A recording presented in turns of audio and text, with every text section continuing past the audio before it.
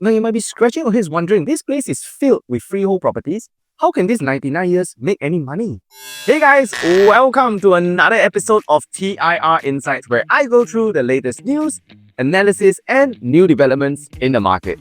And today I've got something very special to share with you. It is Skye at Holland, located in District 10. Now this has been one of the developments that I have been waiting patiently for because of reasons that you will soon find out as you watch this video. Now first, how are we going to be structuring this entire video is first, I'll be sharing with you the project information, lightning fire style. I'll give you a location deep dive. We'll look at some of the floor plans and analyze them together. Of course, we'll also be looking at the pricing analysis, and I'll be sharing with you reasons why I will buy or maybe will not buy Skye at Holland. Before we continue the video, guys, it's totally free. Do me a favor, like this video, share it, and also, so that you do not miss any of my latest videos, subscribe as well. Now back on with the video. So let's first look at the Skye at Holland land plot. So this development is jointly built by UOL, Singapore Land, King Leong, and Capital Land, all relatively big boys in the Singapore property market scene. Now when we actually look at the tender prices for the GRS site, we can see that UOL and Capital Land only paid 5% higher than the next highest bidder. To me, this is a good thing because it means that they did not overpay for the plot of land. Diving into the project information, this is a 99 years leasehold commencing from 19th of August 2024. The maximum GFA we're looking at is 58,224 square meters, or roughly around 626,000 square feet. This is a pure residential land plot of 4.7 meters plot ratio, so you know that this is going to be a pretty high rise, and the developer has already shared it's going to be a 40-story building. Car park wise, it's going to be basement parking with 2 floors in the basement. And one thing to note is that there's also going to be a sky terrace and communal facilities here. I think largely the developer has planned it such a way to take advantage of some of the beautiful views, which I'll show you later as well. There's going to be 666 total units here, with also 666 residential car park lots, which 1:1 parking in the CCR area is very, very rare, especially for newer developments in the market. And when we look at the unit mix, I'm also very happy to see that it is a very good unit mix. What do I mean by this? When we look at the small bedrooms versus the larger bedrooms, so small bedrooms being 1 and 2 bedders and larger bedrooms being the 3, 4, 5 bedrooms, we can see there's a very good unit mix of 56 to 44%. So what does this mean is that this is not purely an investor-focused development. There is an element to attract families here, which later I'll share with you why is this important as well. Now let's take a look at the location deep dive of this plot of land in Holland. So first, notice that the land plot is actually located very, very close to the Holland Village MRT, and on top of that, it's also located nearby to the One Holland Village Mall. So there's plenty of shops around here. Even just last weekend, I was celebrating a friend's birthday and I went there to have a meal, right? And this mall, pretty interestingly, is a very pet-friendly mall. So if you're walking around this area, in this particular mall itself, you can see plenty of pets, especially dogs, just roaming the entire mall itself, right? There's even dedicated lifts just for the pets as well. Also adjacent to the One Holland Village Mall, we have the Holland Village shop houses, which I think most of you should be familiar with. There's plenty of F&Bs, food, and one of my favorite ice cream stores located there as well. Type in the comments if you know what I'm talking about. I want to bring your attention with regards to the rental in this particular location. So I actually compared the whole entire Singapore versus the main competitor for Skye at Holland, which to me would be One Holland Village. And what we can see is that One Holland Village residences actually commands 46% higher rental compared to the national average. So what does this mean is that if you are planning to purchase this with an investment point of view, I think Skye at Holland may present a fantastic opportunity for you to collect higher than market rental prices. In fact, 46% higher. Isn't that wonderful? And when we talk about the demand liquidity, basically looking at who is going to be your exit audience, we can see that this location here, there's HDBs that have easily crossed the $1 million mark, right? We can see an article saying that a HDB flat in Ghim Moh, which is just chopped down the road, is sold actually for 1.22 mil, right? We have a 4-room HDB as well that's sold for $1.03 million. So this gives me a lot of confidence to know that the future buyer pool that's coming into this particular location, they have that purchasing power, and hence they have that liquidity to be able to absorb your unit if you are owner here. Now, one of the beautiful things, like I shared with you, right, being a 40-story building, which the developer has planned, is that you get to enjoy panoramic views like those that you see in front. So it overlooks a landed estate in Holland area, which in the longest time will probably not be blocked, which means that you get to enjoy this unblocked view for years and years to come without having the fear that a new development is going to be popping up right in front of you, blocking your wonderful view from your home. Now let's take a look at some of the floor plans and analyze them together. So the smallest bedroom type that they have over here is actually a 2-bedroom compact. It's a 2-bed, 1-bath. Now what I like about this particular layout is that it's a highly efficient dumbbell layout. You don't have any wasted space when it comes to corridor space. The kitchen area can also be easily enclosed just by building probably a glass panel over there. And for the 2-bed, 1-bath, very interestingly, all the bedrooms and living actually offer you a full pool-facing frontage as well. So quite nice, especially if you're purchasing for rental. I think this is something that your future tenants will appreciate. Next, let's look at the 2-bedroom premium, which is a 2-bed, 2-bath, 678 square feet. Now, same thing, they are following this highly efficient dumbbell layout, which we've actually seen across multiple launches already. So very, very nice. First things first, we are talking about enclosable kitchen. I think this is great, right? Appeals to families, especially younger families. And because nowadays, the aircon ledgers are no longer counted in your strata area, the living space is actually bigger. And you can see there's really a demarcation between the dining and the living area as well. Right? Bedroom 2, we have a attached bath, which is a Jack and Jill style. So this allows you, if you're planning for a rental case, you can actually rent it to 2 separate tenants. One tenant taking the master room, having their ensuite. Second tenant taking bedroom 2, also having an ensuite. Right? So pretty efficient layout. Very fantastic if you ask me. And to me, this does appeal to a growing population of what they call DINGs, dual income, no kids, which is going to be quite popular in this location especially.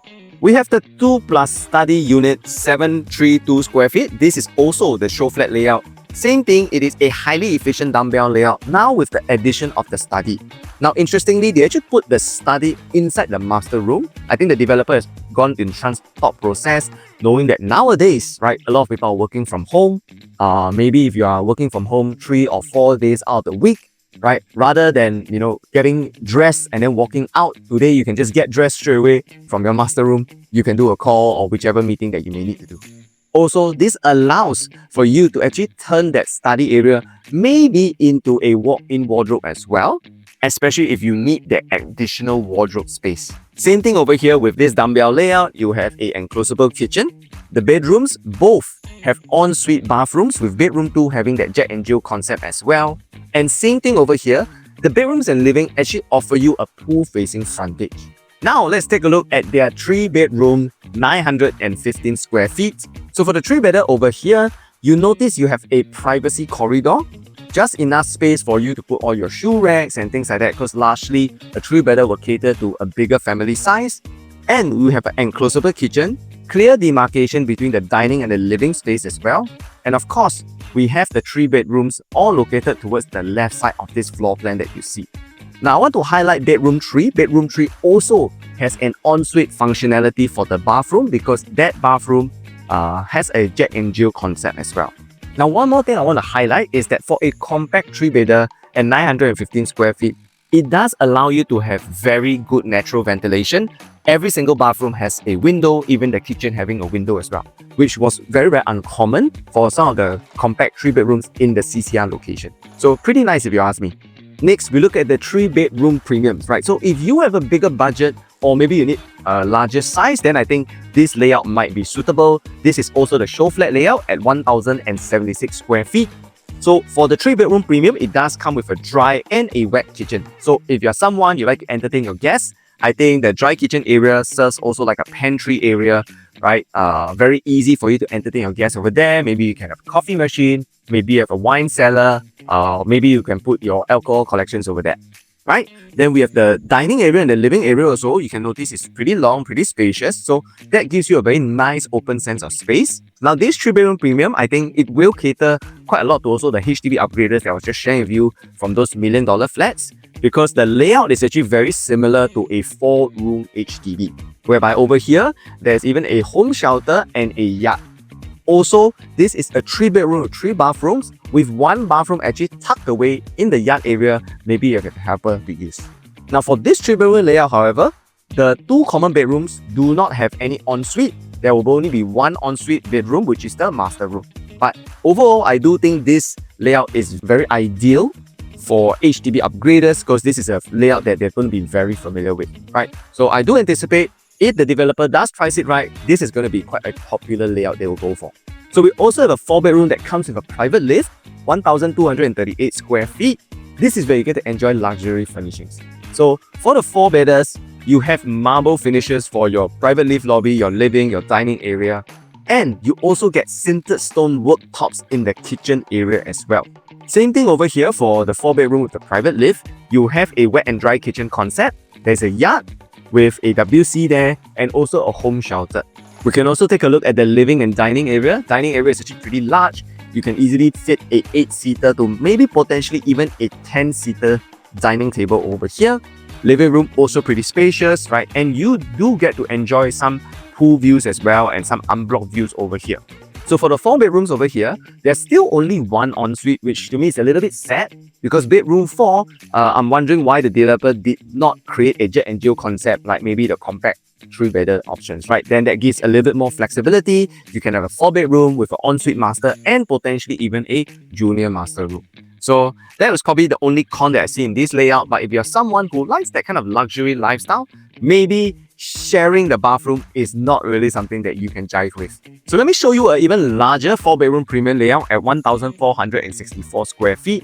Now this layout is something that I want to highlight because the facing for this layout actually overlooks a lot of the GCB areas. So you can only expect very nice panoramic views from here. And you notice the living room is also in a landscape layout, which to me personally, I always prize this kind of layouts more because it gives you a wider sense of space, making the place look bigger than what it actually is. Also over here in the kitchen, you have an island countertop. Pretty nice design on the way the developer has done so. It does come with a home shelter, WC and a yard area. And for this 4-bedroom layout, that is where you actually have a junior master and a master bedroom. So there's actually 2 ensuite bedrooms that you have.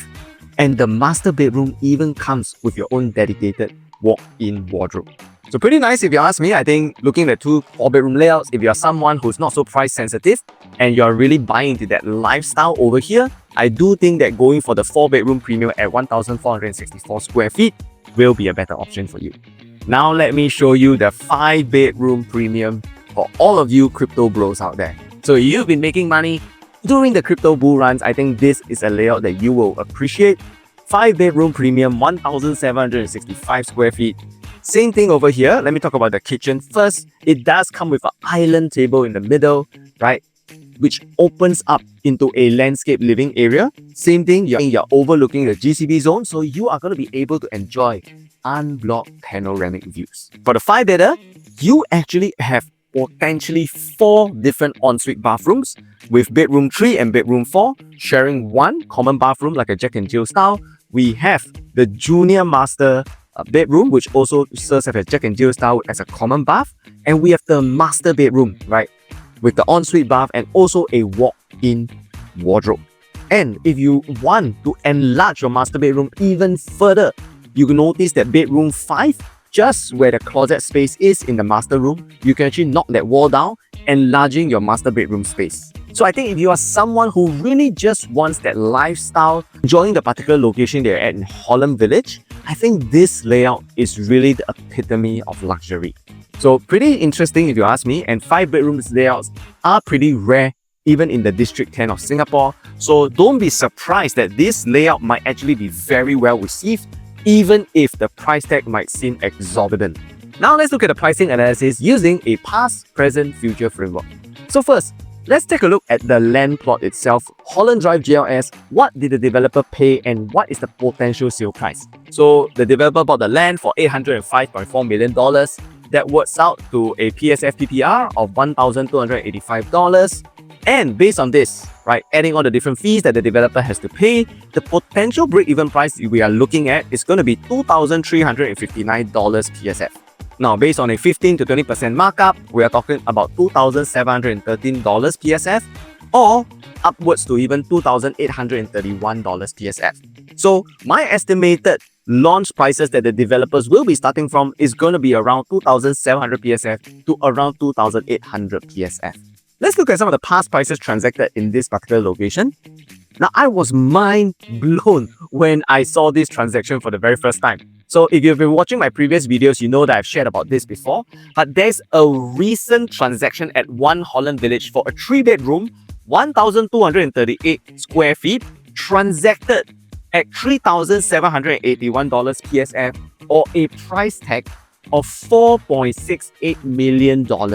Yes, you heard me correctly. $3,781 PSF, which if Skye at Holland is going to be launching at around 2,700 PSF to 2,800 PSF, we are talking about almost a $1,000 PSF margin. Mind-blowing! Next, we have Leiden Green, also a recent development in this particular location. 3-bedroom, 958 square feet, transacted for $3,205 PSF, or a price tag of $3.07 million.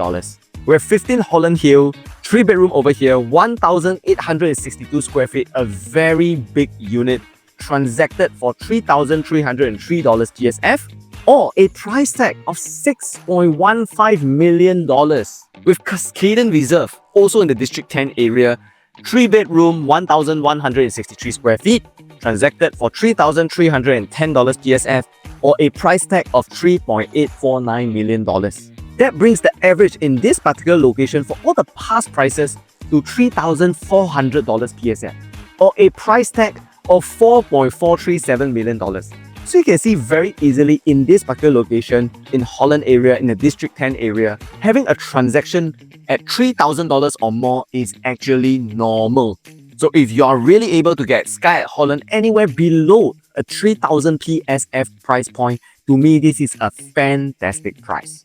Now let's take a look at some of the present prices in this particular location. So present prices to me are developments that have recently only achieved TOP or are still brand new, selling by the developer itself. We have the Avenir, 1,141 square feet, transacted for a price of $3,243 PSF, or a price tag of $3.7 million. With Union Square Residences, 3-bedroom, 1,066 square feet, transacted at $3,375 PSF, or a price tag of $3.597 million. With Canning Hill Pierce, 3-bedroom over here, 1,130 square feet, $3,197 PSF, or a price tag of $3.612 million.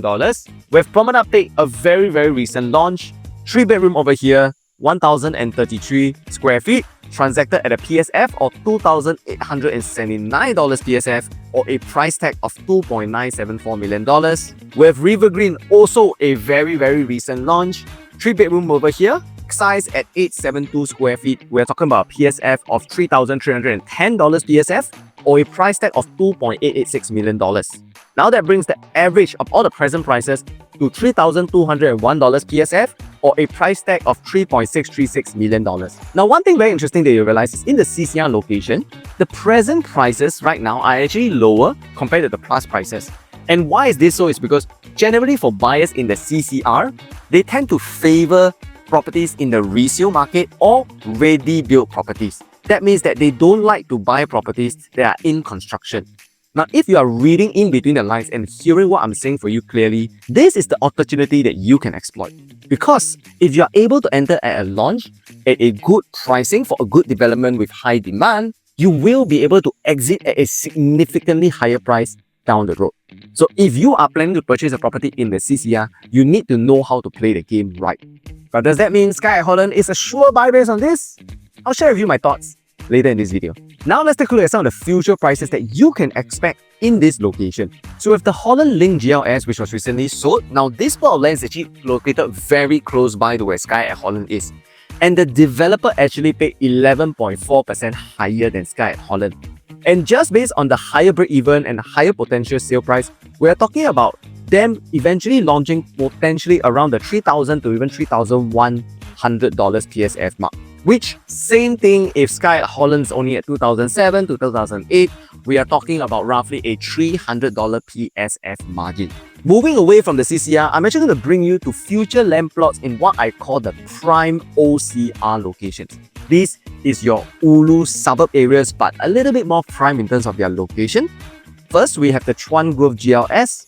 Same thing over here, based on the price the developer bought the land, we are potentially looking at a potential sale price of around 2,800 PSF. Another prime OCR land plot, Bayshore Road GLS, based on the price the developer bought the land, we are also looking at a potential sale price to $2,800 PSF to even potentially $2,900 PSF. Now, looking at all the future land prices, we can see that future land prices at a base case, they are looking at an average of around $3,001 PSF or a price tag of around $3.071 million.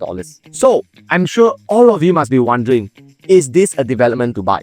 So I'm going to be sharing with you reasons why I will buy or will not buy Skye at Holland. So first, let's talk about the reasons why I will buy. First, Skye at Holland is actually very conveniently located to the MRT and also amenities in this Holland Village area. Just beside you, you have the One Holland Village Mall. A slight walk after that, you have that whole Holland Village cluster with all the food, the amenities, the fun things to do. And this particular location to me actually caters to a category of buyers known as the DINGs, right? Lower income, no kids.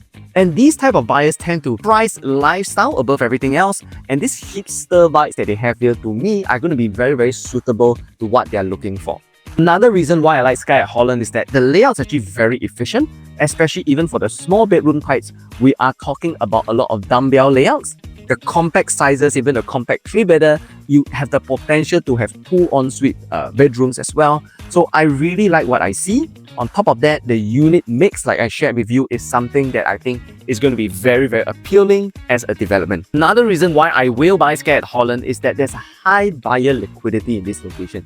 So we have already seen this particular location, the Holland Village, is very close to a lot of $1 million HDB estates that can easily command more than $1 million even for a 4-room HDB flat.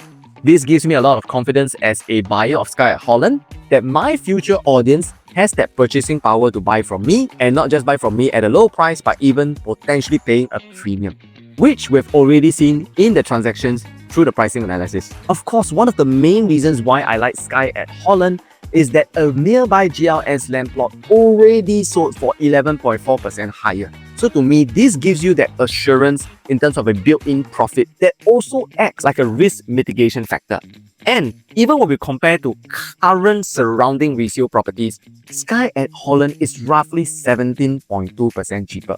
So if you ask me, you want all the upside with minimal downside, Skye at Holland is a good pick. But I'll also share a few reasons why I will not buy Skye at Holland. So first, it's not within 1 km to any primary school. So if you're a parent, you have a child who's going to be turning primary 1 soon, I think this location might be a little bit difficult, right? Because it's going to be pretty challenging to send your kid to school. Number 2 is that this particular development is not a freehold, and the surrounding properties does have a lot of freehold properties. Thirdly, I remember clearly that One Holland Village actually took some time to sell during the launch itself. So that might potentially be a headwind if you're buying into this location.